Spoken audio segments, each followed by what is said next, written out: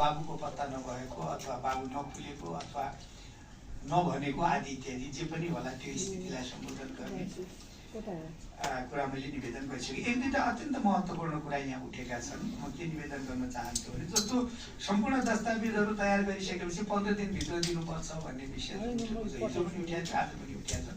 यो महत्त्वपूर्ण छ, यसलाई गर्नुपर्छ भन्ने लाग्छ मलाई। यसलाई समावेश गरेर जाँदा हुन्छ। दिन 15 राख्ने हो कि 30 राख्ने हो छलफल गरौँ, तर दिन राख्दा बिग्रिँदैन, तर रिजनेबल राख्नुपर्छ भन्ने लाग्छ।